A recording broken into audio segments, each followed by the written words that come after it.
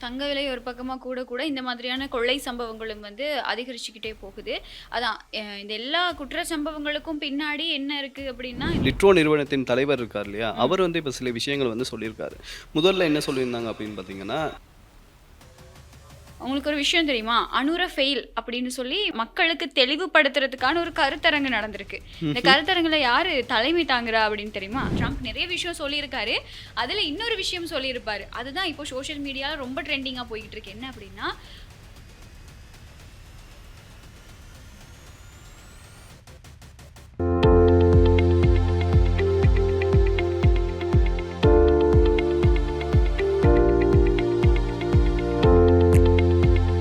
வணக்கம் கனுஷ்யா. வணக்கம். எப்படி இருக்கீங்க? நல்லா இருக்கேன் கனுஷ்யா. ம். நீங்க எப்படி இருக்கீங்க? நானும் ரொம்ப நல்லா இருக்கேன்.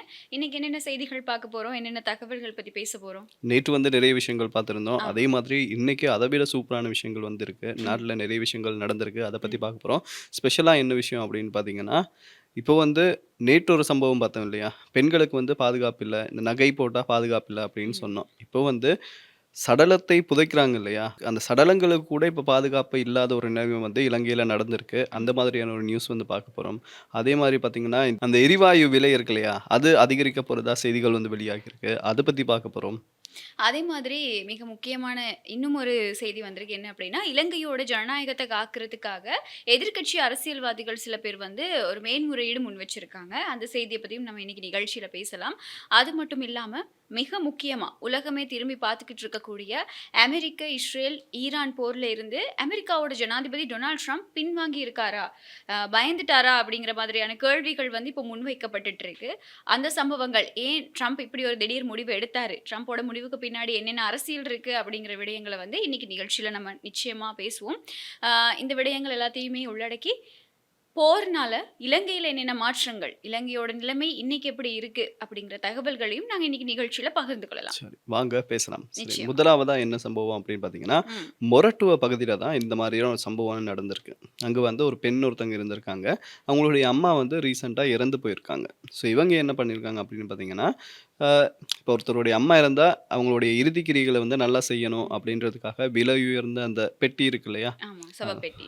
விலை உயர்ந்த அந்த சவப்பெட்டியில அவங்கள பண்ணி, அப்புறம் வந்து அவங்களுக்கு சில நகைகள் போட்டு வந்து அடக்கம் பண்ணியிருக்காங்களாம். ம். ஸோ அடக்கம் பண்ணி முடிஞ்சதுக்கு அப்புறமா பார்த்தீங்கன்னா, கொஞ்ச நாளைக்கு பிறகு அதாவது 7 நாளைக்கு அப்புறமா, அவங்க வந்து மயானத்துக்கு போயிட்டு, அவங்களுடைய அம்மாவ நினைச்சு ஒரு மெழுகுவர்த்தி ஏத்தலான்னு போகும்போது தான், அவங்க புதைக்கப்பட்ட இடம் இருக்கு இல்லையா? அத வந்து சில பேர் வந்து தோண்டிக்கிட்டு இருந்திருக்காங்க. இத பார்த்து இவங்க வந்து அதிர்ச்சி அடைஞ்சு கத்தும்போது, அந்த 3 பேர் இருந்திருக்காங்க. 3 பேரும் ஓடிட்டாங்களாம். ஸோ இதுக்கப்புறமா தான் இவங்க வந்து போலீஸ்ல போய் கம்ப்ளைண்ட் குடுத்துருக்காங்க. இதுல அவங்க என்ன சொல்லியிருக்காங்க அப்படின்னு பார்த்தீங்கன்னா, அவங்க வந்து நகைகள் போட்டிருக்காங்க இல்லையா? செயின் போட்டிருக்காங்க, தோடு அதே மாதிரி அந்த உயிரிழந்த தாய்க்கு வந்து போட்டிருக்காங்க. இது வந்து இமிடேஷன் அப்படின்னு சொல்றாங்க. ம். அத தோண்டுனவங்க இருக்காங்க இல்லையா? அவங்க சில வேள வந்து இத வந்து தங்கம் அப்படின்னு நெனச்சிருக்கலாம். ஒருவேள இந்த நகைக்காக அவங்க தோண்டியிருக்கலாம். இல்லாட்டி அந்த சவப்பெட்டி இருக்கு இல்லையா? அது கொஞ்சம் விலை உயர்ந்த சவப்பெட்டின்றதால, அதுக்காக கூட தோண்டியிருக்கலாம் அப்படின்ற மாரி அவங்க சில விஷயங்கள வந்து சொல்லிக்கிட்டு இருக்காங்க. போலீஸார் கூட இது பத்தின விசாரணைகள் வந்து ஆரம்பிச்சிருக்காங்க. ஆமா. அதுவும் வந்து இந்த 3 பேர், இந்த சடலத்த மறுபடியும் தோண்டின இந்த 3 பேர் வந்து நகரசபை ஊழியர்களா இருக்கலாம் அப்படின்னு சொல்லி போலீசார் ஒரு சந்தேகம் வெளியிட்டிருக்கிறது மட்டும் இல்லாம, அந்த மயானத்தோட பாதுகாப்பு ஊழியர வந்து கைது செஞ்சிருக்காங்க. பொதுவாவே இந்த மாதிரியான சம்பவங்கள் பதிவாகிறது வழக்கம். அதாவது இப்போ ஒரு பெண்ணினுடைய சடலத்த தோண்டி அத நகைகள கொள்ளையடிக்கிற சம்பவம் கிடையாது. நான் சொல்றேன், இதுக்கு முன்னாடியே வந்து அந்த சவப்பெட்டிகள திருடுற சம்பவம் வந்து நிறைய மயானங்கள்ல நடந்து நம்ம கேள்விப்பட்டிருக்கோம். ஏன்னா, அந்த சடலத்த புதைச்சதுக்கு அப்புறமா வந்து ரொம்ப நாளைக்கு அப்புறம் அந்த பெட்டிகள திருடி அத வந்து வெளியில விக்கிற மாதிரியான சம்பவங்கள் நிறைய பதிவாகி இருக்கு. ஆனா, இந்த சம்பவம் கொஞ்சம் வித்தியாசமா பதிவாகியிருக்கு. என்ன அப்படின்னா, அந்த சடலத்தில இருக்கக்கூடிய நகைகளுக்காகவா? அப்படிங்கிற ஒரு கேள்வி போலீஸாரால இப்போ எழுப்பப்பட்டிருக்கு. நேற்றைய தினம் நாங்க நீங்க சொன்ன மாதிரியே நாங்க பார்த்திருந்தோம். அ மட்டக்களப்புல வந்து ஒரு சம்பவம் பதிவாகி இருந்தது. நகைகள கொள்ளையடிக்கணும். அந்த காசுக்காக வந்து ஒரு பெண்ண வந்து ஃபாலோ பண்ணி போயிட்டு, அவங்களுடைய நகைகள திருடி, அவங்களுக்கு மயக்க மருந்து குடுத்து, அவங்கள வந்து ஒரு பாழடைஞ்ச கிணத்துல வீசியிருந்தாங்க. அவங்களுடைய நல்ல நேரம், அவங்களுடைய லக் வந்து அவங்க அதுலருந்து தப்பிச்சு உயிரோட இருக்காங்க. அதே மாதிரி இதுக்கு முன்னாடியும் ஒரு சம்பவம் பதிவாகி இருக்கு அப்படின்னு சொல்லி தெரிய வந்திருந்தது விசாரணைகள்ல. அந்த மாதிரியான ஒரு சம்பவம் பதிவாகி இருந்த சந்தர்ப்பத்தில, இப்போ சடலத்தையும் தோண்டி அதில இருக்கக்கூடிய நகைகள எடுத்திருக்கக்கூடிய மாதிரியான ஒரு சம்பவம் இன்றைய தினம் பதிவாகி இருக்கு. இந்த மொரட்டுவ சம்பவம் தொடர்பா போலீசார் வந்து விசாரணைகள முன்னெடுத்திருக்கதா தான் சொல்றாங்க. இந்த சம்பவம் தொடர்பா வேற எந்த தகவல்களும் இப்ப வரைக்குமே வெளியாகல. இப்போது வரைக்குமே என்ன சொல்லியிருக்காங்க அப்படின்னு சொன்னா, சந்தேகம் தான் வெளியிட்டிருக்காங்க. நகரசபை ஊழியர்களா இருக்கலாம். சவப்பெட்டிக்காக அது வந்து விலை உயர்ந்த சவப்பெட்டி அப்படின்னு சொல்லப்படுது. அப்ப அந்த விலை உயர்ந்த சவப்பெட்டிக்காக இருக்கலாம். அப்படி இல்லன்னா, இந்த சடலத்திலிருந்து நகைகளுக்காக இருக்கலாம் அப்படின்னு சொல்லி இப்போ சந்தேகங்கள் தான் வெளியிடப்பட்டிருக்கு. இன்னும் உறுதியா விசாரணைகள் எந்த விதமான தீர்மானமுமே வெளியிடப்படல. அதனால பொறுத்திருந்து பார்க்கலாம். இதோட விசாரணைகள் எந்த கட்டத்துக்கு போகுது, என்ன தெரிய வருது அப்படிங்கிறது. இப்படியே இந்த நிலைமை வந்து தொடர்ந்து அதிகரிச்சுட்டு போற பட்சத்தில பார்த்தீங்கன்னா, நாட்ல வந்து ரோட்ல வந்து யாருமே நகைகள் போட்டுக்கிட்டு போக முடியாத ஒரு சூழ்நிலை தான் வரப்போகுது. ம். இப்ப நடக்கிற சம்பவங்கள பார்க்கும்போது, இப்ப நேற்று அந்த மாரியான சம்பவங்கள் பார்க்குறோம். இன்னைக்கு இப்படியான சம்பவங்கள பார்க்குறோம். சரி நாடு எங்க போய்க்கிட்டு இருக்கு? இலங்கை வந்து எத நோக்கி பயணிச்சுட்டு இருக்குன்னே தெரியல. தங்க விலை ஒரு பக்கமா கூட இந்த மாதிரியான கொள்ளை சம்பவங்களும் வந்து அதிகரிச்சுக்கிட்டே போகுது. அதான் இந்த எல்லா குற்ற சம்பவங்களுக்கும் பின்னாடி என்ன இருக்கு அப்படின்னா, இந்த ஒரு பணம், அப்படி இல்லன்னா அந்த போதை வஸ்து பாவனை இதெல்லாம் தான் அதிக அளவுல வந்து அடிபடுது. இந்த மாதிரியான வார்த்தைகள் தான் அடிபடுது. பின்னணியில இருக்கக்கூடிய காரணங்கள் இதுதான். அதனால மக்கள் எல்லாருமே வந்து இதுக்கப்புறம் ரொம்ப விழிப்புணர்வோட இருக்கணும். பாதையில நடக்கும்போது, பயணங்கள் போகும்போது ரொம்ப கவனமா இருக்கணும். ரொம்ப பெறுமதியான தங்க நகைகள நம்ம போடும்போது, அது தொடர்பா கொஞ்சம் நாங்க அவதானமா இருந்தா இன்னும் நல்லா இருக்கும். ம். அந்த நேரத்தில பார்த்தீங்கன்னா, லிட்ரோ நிறுவனத்தின் தலைவர் இருக்கார் இல்லையா? ம். அவர் வந்து இப்ப சில விஷயங்கள் வந்து சொல்லியிருக்காரு. முதல்ல என்ன சொல்லியிருந்தாங்க அப்படின்னு பார்த்தீங்கன்னா, "நம்ம கேஸ் வந்து பிரச்சனையே இருக்காது. இந்த எரிவாயுக்கு பிரச்சனையே இருக்காது. எங்களுக்கு போதிய அளவு கையிருப்புல இருக்கு. கப்பல்ல இருந்து வருது. நம்ம எல்லாத்துக்குமே வந்து ஏற்பாடு பண்ணிக்கிட்டு இருக்கோம்." அப்படின்னு சொன்னவரு, இப்போ வந்து சில விஷயங்கள் சொல்லியிருக்காரு. என்னன்னா, அ மே மாசம் வரைக்கும் எங்ககிட்ட வந்து கையிருப்பு இருக்கு. ம். ஆனா, இந்த ஏப்ரல் 1ஆம் தேதி இருக்கு இல்லையா? ம். இந்த ஏப்ரல் மாசத்துக்குள்ள எரிவாயுனுடைய விலை வந்து அதிகரிக்கப்படலாம் அப்படின்ற மாரி சொல்லியிருக்காரு. ம். ஸோ ஆக மொத்தத்தில பார்த்தீங்கன்னா, இந்த சித்திரை புது வருஷம் பொறக்குது இல்லையா? ம். அதுக்குள்ள நாட்ல என்னென்ன நடக்கப் போகுது? எதுக்கெல்லாம் கூட்டியிருக்காங்க? எதுக்கெல்லாம் கூட்டப் போறாங்க? அப்படின்றது கூட தெரியல. ஆமா. அதாவது இப்போ நலிந்த ஜெயதீச இன்றைய தினம் வந்து ஒரு அ ஊடக சந்திப்பு. ஊடக சந்திப்புன்னா, இந்த அமைச்சரவை தீர்மானங்கள அறிவிக்கக்கூடிய ஊடக சந்திப்புல வந்து ஒரு விடயத்த சொல்லியிருப்பாரு. எரிவாயுக்கு வந்து சிக்கல் இருக்காது, தட்டுப்பாடு ஏற்படாது அப்படிங்கிற ஒரு விளக்கத்த வழங்கியிருப்பாரு. ஒரு உறுதியையும் வழங்கியிருப்பாரு. அப்போ எரிவாயு பிரச்சனை இருக்காது. ஆனா, விலை அதிகரிப்பு ஒண்ணு நடக்கும். அப்படிங்கிற மாதிரியான தகவல்கள் தான் இப்போ வெளியாகிட்டு இருக்கு. என்னன்னா, இது எல்லாத்துக்குமே காரணம் வந்து மத்திய கிழக்குல நடந்துகிட்டு இருக்கக்கூடிய இந்த போர் பதட்டம். இதனால தான் இந்த விலை அதிகரிப்புகள் எல்லாமே நடந்துகிட்டு இருக்கு. எரிவாயு மட்டும் கிடையாது. இலங்கையில நிறைய அ கட்டண அதிகரிப்பு நடந்திருக்கு இல்லையா? அதே மாதிரி தான் முக்கியமா பஸ் கட்டணங்கள். பஸ் கட்டணங்கள் அதிகரிக்கப்பட்டிருக்கு. இன்றைய தினம் ரூ. 20லிருந்து பஸ் கட்டண அதிகரிப்பு நடந்திருக்கு. 12.9% பஸ் கட்டண அதிகரிப்பு பதிவாகி இருக்கு. இதுக்கான ம். நேற்றைய தினம் பணி பகிஷ்கரிப்புல ஈடுபட்டிருந்தாங்க. என்ன காரணம் அப்படின்னு சொன்னா, அந்த எரிபொருள் விலைகள் எல்லாமே அதிரடியா உயர்த்தப்பட்டது. அப்போ தனியார் பஸ்களுக்கு வந்து பஸ் கட்டணத்த அதிகரிக்கணும் அப்படின்னு சொல்லி கேட்டிருந்தாங்க. அந்த கோரிக்கை வந்து இழுபட்டுட்டே இருந்ததுனால, இவங்க வந்து பணி பகிஷ்கரிப்புல ஈடுபட்டாங்க. நேற்றைய தினம் சில பகுதிகள்ல வந்து பஸ் வந்து ஒழுங்கா போகல. பயணிகள் வந்து ரொம்ப சிரமங்களுக்கு உள்ளாகி இருந்தாங்க. இந்த மாதிரியான பின்னணியில வந்து நேற்றைய தினம் மாலை நேரத்தில வந்து இதுக்கான அனுமதி வழங்கப்பட்டது. அதே மாதிரி முச்சக்கர வண்டி கட்டணம் இருக்கு இல்லையா? அது வந்து அதிகரிச்சிருக்காங்க. ரூ. ம். 10 இவ்வளோ நாள் வந்து 100 கிலோமீட்டருக்கு ரூ. 100 அப்படி ஓட்டுறவங்க வந்து ம். இனிமே ரூ. 110க்கு ஓட ஆரம்பிச்சுட்டாங்க. ஆமா. அதே மாதிரி நாட்டுல சீமெந்தோட விலை வந்து ஆரம்பிச்சிருக்கு. ஸோ ம். இந்த எரிபொருள் விலை வந்து அதிகரிச்சதால எத்தனையில வந்து தாக்கம் ஏற்படுது அப்படின்னு பார்த்தீங்கன்னா, இனிமே வந்து மரக்கறி விலை கூட போகுது. ஸோ இப்ப ஆ. சில பேர் வந்து கல்யாணம் பண்ணலாம் அப்படின்னு ஐடியால இருப்பாங்க. ஐடியா பண்ண எல்லாருக்குமே ட்ரம்ப் வந்து ஒரு பெரிய ஆப்பு வச்சுட்டாரு அப்படின்னு தான் சில சொல்லணும். பேரு சொல்ற மாதிரி இல்லையே எனக்கு. சரி, சரி பரவால்ல. இல்ல, இல்ல இல்ல, இல்ல. சொல்றேன். எல்லாரும் கல்யாணம் பண்ணி தானே ஆகணும். ஓகே. இல்ல, இல்ல. நீங்க சொல்றத நான் அக்செப்ட் பண்ணிக்கிறேன். இலங்கை மக்களோட நிலைமை வந்து மோசமடைஞ்சிருக்கா அப்டின்னா, அது ஒரு கேள்விதான். அதுக்கு வந்து விவாதிக்கக்கூடிய ஒரு விடயம் தான். ஏன்னா, இது வந்து இலங்கை அரசாங்கத்தோட ஒரு பிரச்சனை கிடையாது. நிச்சயமா இது உலகத்துல நடந்துகிட்டு இருக்கக்கூடிய ஒரு போர் பதட்டம்.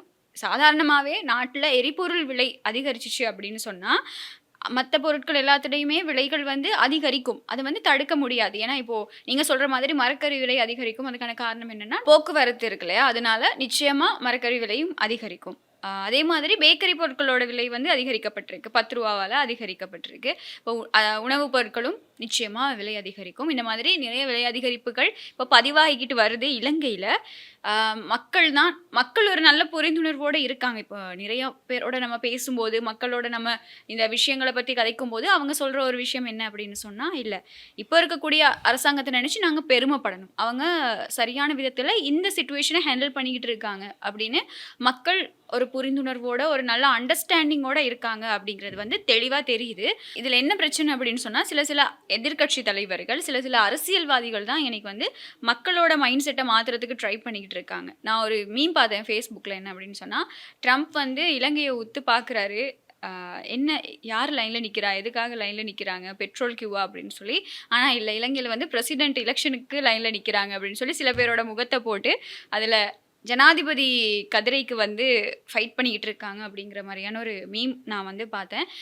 அது வந்து பாரதூரமான ஒரு விஷயம். இலங்கை வந்து ஒரு சிக்கலான நிலைமையில இருக்கு. இலங்கைக்கு மட்டும் இல்ல, உலகத்துல நிறைய நாடுகள்ல இந்த சிக்கல் நிலைமை நிறைய பாதிப்புகள குடுத்திருக்கு. இப்படியான ஒரு சந்தர்ப்பத்திலயும் ரொம்பவே சுயநலமா, அரசியல் காரணங்களுக்காக, தேர்தல்ல தேர்தலுக்காக இந்த மாதிரியான மக்கள குழப்புறது, மக்களோட மைண்ட் செட்ட மாத்த ட்ரை பண்றது, இந்த மாதிரியான விஷயங்கள தான் எங்களோட நாட்டுல இருக்கக்கூடிய எதிர்க்கட்சி அரசியல்வாதிகள் செஞ்சுட்டு இருக்காங்க. உங்களுக்கு ஒரு விஷயம் தெரியுமா? அனுர ஃபெயில் அப்படின்னு சொல்லி மக்களுக்கு தெளிவுபடுத்துறதுக்கான ஒரு கருத்தரங்கு நடந்திருக்கு. இந்த ம்ஹ்ம். கருத்தரங்குல யாரு தலைமை தாங்குறா அப்படின்னு தெரியுமா? சஜித் பிரேமதாஸ். எங்களுடைய ஓகே. நாட்டோட எதிர்க்கட்சி தலைவர் சஜித் பிரேமதாச இன்றைய தினம் போயிருக்காரு.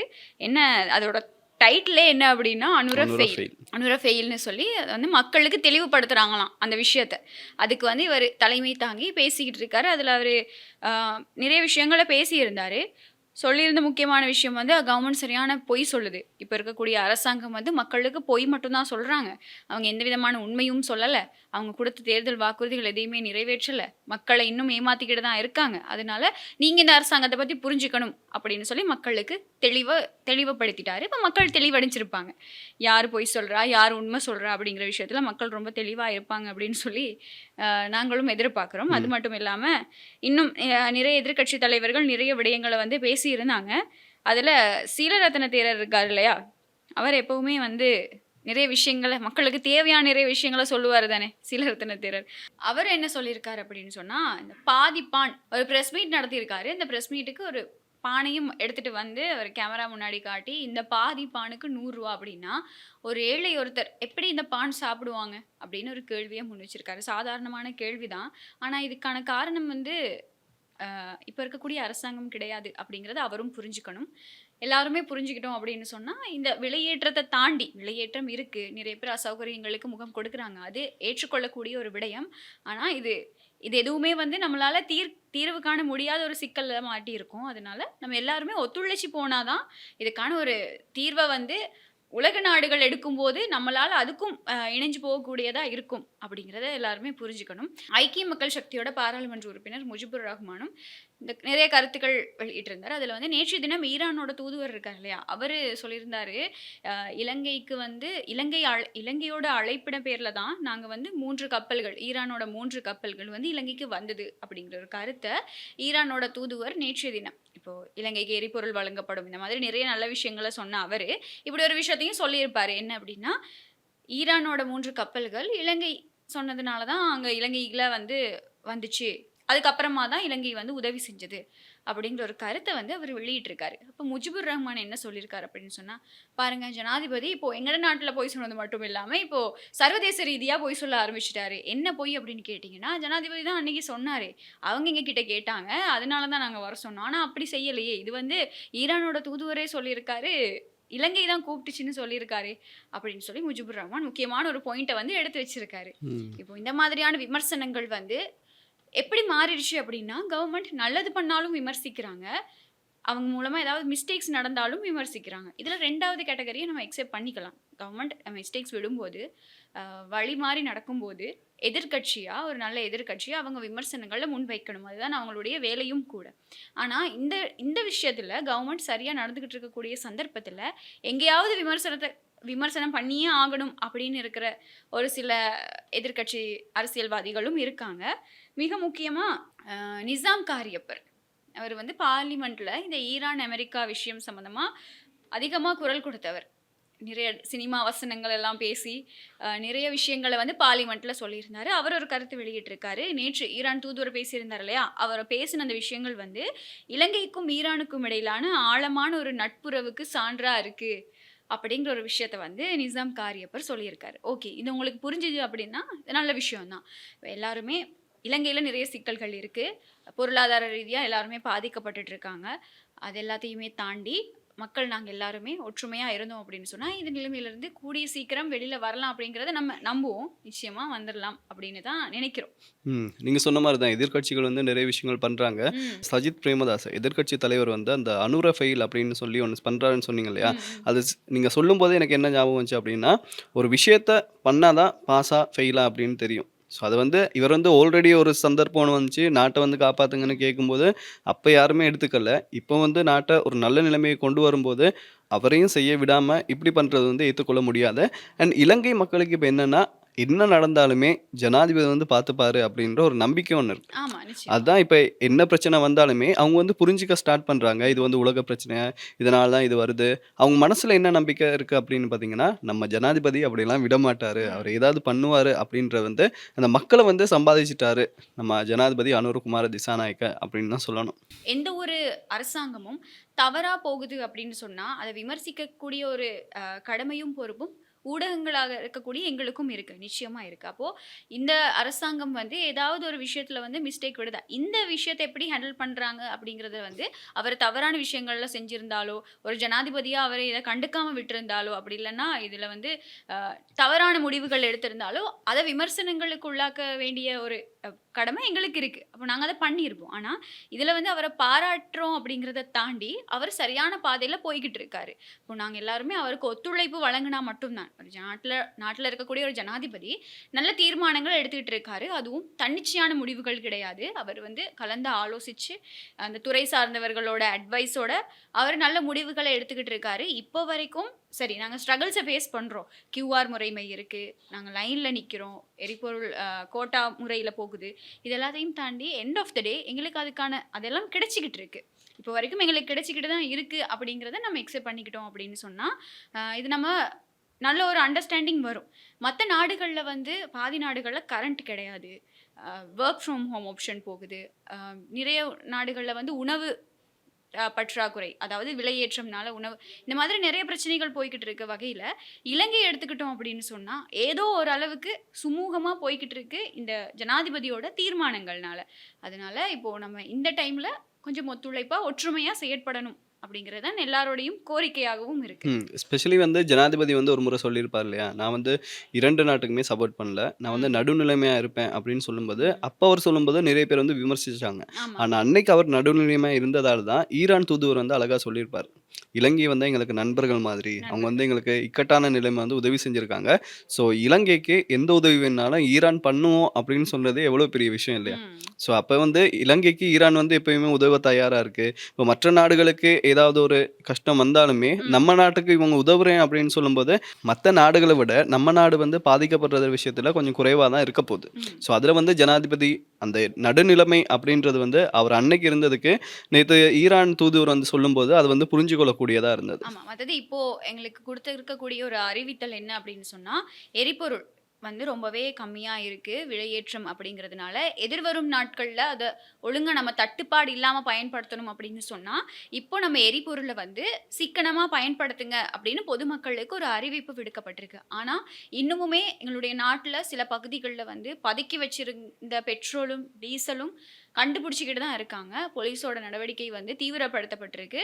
லிட்டர் கணக்குல நேத்து வந்து 1220 லிட்டர் வந்து பெட்ரோல் கண்டுபிடிக்கப்பட்டிருந்தது. பதுக்கி வச்சிருந்து. அப்ப இது வந்து எங்கேயோ பெட்ரோலே இல்லாம இருக்கிறவங்களுக்கு வந்து உதவியா இருக்கும். அதனால நீங்க அத எடுத்து போய் பதுக்கி வைக்கிறது, இந்த மாதிரியெல்லாம் இல்லாம சிக்கனமா பயன்படுத்துங்க. அளவுக்கு மீறி வீணாக்காதீங்க அப்படிங்கிற நிறைய அறிவித்தல்கள் விடுக்கப்பட்டிருக்கு.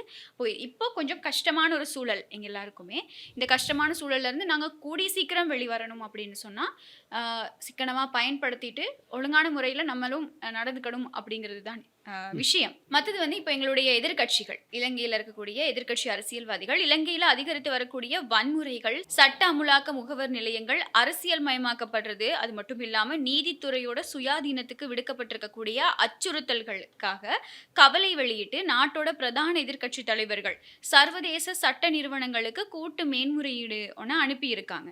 மார்ச் 24ஆம் திகதி. இன்றைய தினம் விடுக்கப்பட்ட இந்த விசேட கோரிக்கையில எதிர்க்கட்சி தலைவர் சஜித் பிரேமதாச, ரணில் விக்ரமசிங்க, நாமல் ராஜபக்ஷ, ஜீவன் தொண்டமான், நிமல் ஸ்ரீபாலடி சில்வா, மனோ கணேசன் மற்றும் திலித் ஜெயவீர உள்ளிட்ட பல அரசியல் தலைவர்கள் கையெழுத்திட்டு இருக்காங்க. ஜனநாயக விழுமியங்களை சீர்குலைக்கிறத தடுக்கிறதுக்காகவும், சட்டத்தோட ஆட்சியை உறுதிப்படுத்தணும் அப்படிங்கிறதுக்காகவும் சர்வதேச சமூகம் உடனடியா தலையிடணும் அப்படின்னு சொல்லி அவங்க அந்த கடிதத்துல வலியுறுத்தி இருக்காங்க. அதாவது எங்களுடைய நீதித்துறை சுயாதீனமா இல்ல, நிறைய அரசியல் அழுத்தங்கள் வழங்கப்படுது அப்படிங்கிறத மென்ஷன் பண்ணி அவங்க இந்த லெட்டரை வந்து வலியுறுத்தி இந்த கடிதம் அனுப்பியிருக்காங்க. இதோட தீர்மானங்கள் எப்படி வருது அப்படிங்கிறத பார்க்கலாம். நம்மளுடைய சட்டத்துறை வந்து சரியா சில விஷயங்கள செய்யும்போது, எதிர்க்கட்சிகள் வந்து இப்படிதான் சொல்லுவாங்க. ஸோ பார்க்கலாம் இது எங்க போய் முடிய போகுது அப்படின்னு. சரி, இப்போ வந்து பார்த்தீங்கன்னா, அந்த ஈரான், இஸ்ரேல், அமெரிக்கா போர் நிலைமைய பார்த்தீங்கன்னா, நேத்து வந்து ட்ரம்ப் இருக்காரு இல்லையா? அவர் வந்து 48 மணித்தியால கெடு வந்து குடுத்திருந்தாரு. ம். 48 மணித்தியாலம் மட்டும் முடியட்டும். ம். அப்புறம் பார்க்கலாம் அப்படி இப்படின்னு உலகமே அத என்ன அதிர்ந்துகிட்டு இருந்துச்சு. ஸோ அதுக்கப்புறம் பார்த்தீங்கன்னா, ட்ரம்ப் வந்து அந்த டம்மி பாவா அப்படின்னு சொல்லுவாங்க இல்லையா? அதே மாதிரி அவர் ம். சொல்லிட்டாரு, சரி 5 நாளைக்கு நாங்க வந்து நிறுத்தி வைக்கிறோம் அப்படின்னு வந்து சொன்னாரு. ஆமா. ட்ரம்ப் முடிவு பண்ணாரோ இல்லையோ தெரியல. ம். பெஞ்சமின் நெதன்யாகு இருக்கார் இல்லையா? அவரு சொல்லிட்டாரு. அப்படியெல்லாம் இல்ல. நாங்க வந்து தாக்குவோம் அப்படின்ற மாரி சொல்லியிருக்காங்க. ஸோ ஆக மொத்தத்துல இந்த ட்ரம்ப் இருக்கார்ல, அவர வந்து இப்ப யாருமே மதிக்க மாட்டாங்களோ அப்படின்ற மாரி தான் நமக்கே இப்போ வந்து தோணுது. உள்நாட்டிலேயே அவருக்கான மதிப்பு வந்து குறைஞ்சுகிட்டு இருக்கு. இப்போ அவருக்கு அதான் பிரச்சனை. என்னன்னா, இவங்க வந்து ஒரு வேகத்துல ஆரம்பிச்சுட்டாங்க. ஈரான நாங்க தாக்குவோம், ஈரானை இல்லாம பண்ணுவோம் அப்படின்னு சொல்லி. ஆனா ஈரான் உலகத்தையே தன்னோட கையில வச்சுக்கிட்டு இருக்கு அப்படின்னு தான் சொல்லணும். இந்த ஹார்மூஸ் நீரிணைய வந்து முடக்கி வச்சுக்கிட்டு ஈரான் நிறைய விஷயங்கள சாதிச்சுக்கிட்டு இருக்காங்க. அதுல தான் ட்ரம்ப்புக்கு வந்து அதிகமா கோவம் வந்துருச்சு. ஹார்மூஸ் நீரிணைய நீங்க தடுத்து வச்சுக்கிட்டு இருக்கிறதுனால ஒரு பக்கம் எரிபொருள் விலை அப்படிங்கிறது கூடுது, கச்சா எண்ணெய் விலை கூடுது. அது மட்டும் இல்லாம அமெரிக்கால உள்நாட்டுக்குள்ளேயே வந்து உணவுப் பொருட்களோட விலையும் வந்து நம்ம எதிர்பார்க்காத அளவுக்கு அதிகரிச்சிருக்கு. இதெல்லாம் வந்து ட்ரம்ப்புக்கு உள்நாட்டுக்குள்ளேயே வந்து நிறைய சிக்கல்கள, நிறைய பிரச்சனைகள். அதாவது வோட் போட்டவங்களே வந்து அவரை எதிர்க்கிற மாதிரியான ஒரு சில சம்பவங்கள் வந்து பதிவாகியிருக்கு. இதனால ட்ரம்ப் யோசிக்கிறாரு, சரி இப்ப என்ன பண்ணலாம்? இப்ப நம்ம பின்வாங்குறோம் அப்படிங்கிறத வந்து வெளியில காமிச்சுக்கவும் கூடாது. நம்ம கெத்தாவும் இத வந்து இதுல இருந்து பின்வாங்கணும். அப்படிங்கிறதுக்காக இவர் வந்து ஒரு டைம் குடுக்குறாரு. உனக்கு 48 மணித்தியாலம் தான் டைம். நீ வந்து ஹார்மூஸ் நீரிணைய திறக்கணும். அப்படி நீங்க திறக்கல அப்படின்னு சொன்னா, நாங்க என்ன பண்ணுவோம்? உங்களுடைய மின் கட்டமைப்புகள் மீது, மின்சார உற்பத்தி நிலையங்கள வந்து நாங்க தாக்குவோம். அப்போ உங்களுக்கான கரண்ட் வந்து ஃபுல்லா இல்லாம போயிரும் அப்படின்னு ஒரு த்ரெட் முன்வைக்கிறாரு. இதுக்கு ஈரான் என்ன சொல்லுது அப்படின்னு சொன்னா, நீங்க தாக்குனீங்க ஓகே. இவ்வளோ நாள் நாங்க வந்து பதில் தாக்குதல் நடத்திக்கிட்டு இருந்தோம். ஆனா, நீங்க எங்களுடைய கரண்ட் மேல கை வச்சீங்க அப்படின்னு சொன்னா, உங்களோட சப்போர்ட்டர்ஸ் நாடுகள் இருக்காங்க இல்லையா? அவங்களோட கரண்ட் மட்டும் இல்ல, டெக்னாலஜி எல்லா வாட்டர் சப்ளை எல்லாத்துலயுமே வந்து நாங்க கை வச்சு ஃபுல்லா எல்லாத்தையும் காலி பண்ணிருவோம் அப்படின்னு சொல்லி 2 பக்கமும் 2 மிரட்டல்கள் விடுக்கப்பட்டிருந்தது. 48 மணி நேரம் முடியறதுக்கு கொஞ்சம் டைம் இருக்கிறதுக்கு முன்னாடி ட்ரம்ப் கிட்ட இருந்து ஒரு அறிவிப்பு வெளியாகுது. என்ன அப்படின்னு சொன்னா, நாங்க வந்து இப்போ ஒரு நல்ல சுமூகமான பேச்சுவார்த்தை நடத்திக்கிட்டு இருக்கோம். நான் நினைக்கிறேன் இந்த பேச்சுவார்த்தை சாதகமான நிலைமையில போய் முடியும். அதனால இந்த 48 மணி நேரத்துக்கு அப்புறமா தாக்குதல் நடக்கும் அப்படின்னு சொன்ன விஷயத்த மட்டும் நான் ஒரு 5 நாளைக்கு தள்ளி வச்சுக்கிறேன் அப்படின்னு சொல்லி ட்ரம்ப் சொல்றாரு. ட்ரம்ப் சொன்னதுக்கு அப்புறம் இது என்னடா இவர் இப்படி ஒரு முடிவு சொல்லிட்டாரு. அப்போ ஒருவேளை போர் முடிஞ்சிரும். நம்ம வந்து பழைய மாதிரி ஆகலாம். நம்ம நாட்டுல பிரச்சனை எல்லாம் தீந்துரும் அப்படின்னு சொல்லி சில நாடுகள் வந்து சந்தோஷப்பட்டாலுமே கூட, கொஞ்ச நேரத்திலே ஈரான் ஒரு பதில் வழங்குது. என்ன அப்படின்னா, அவர் பொய் சொல்றாரு. நாங்க அப்படி எந்த ஒரு பேச்சுவார்த்தைக்கு நாங்க போகவும் கிடையாது. அவரோட பேச்சுவார்த்தை நடத்த வேண்டிய தேவையும் எங்களுக்கு கிடையாது அப்படின்னு சொல்லி ஈரான் சொல்லுது. அப்படின்னா, இப்போ ட்ரம்ப் பயந்துட்டாரு. எங்களுக்கு ட்ரம்ப் பயந்துட்டாரு. பின்வாங்குறத இப்படி காமிச்சுக்கிறாரு அப்படின்னு தான் ஈரான் ஒரு பதிலடி வழங்கியிருந்தது. இந்த விஷயம் வந்து நேற்று தினம் ஃபுல்லாவே வந்து அ சோஷியல் மீடியாலயா இருக்கட்டும், இன்டர்நேஷனல் மீடியா இது எல்லாத்துலயும் வந்து ரொம்ப பரபரப்பா பேசப்பட்டது. தெளிவா தெரியுது ட்ரம்ப் இப்போ பின்வாங்குறாரு. இந்த போர்ல இருந்து பின்வாங்குறாரு அப்படிங்கிறது தெளிவா தெரியுது. ஏன்னா, அவருக்கு இதுக்கப்புறம் என்ன பண்ணணும் அப்படிங்கிறது வந்து ஒரு ரொம்ப இக்கட்டான ஒரு சூழ்நிலையில மாட்டிக்கிட்டு இருக்காரு அப்படிங்கிறது.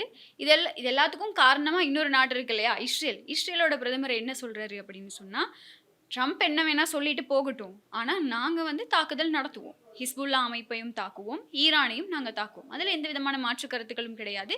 நிச்சயமா தாக்குதல் நடக்கும் அப்படிங்கிறது வந்து ரொம்பவே ஸ்ட்ராங்கா இப்போ இஸ்ரேல் சொல்லியிருக்கு. வாரோட கட்டம் இப்படிதான் இருக்கு.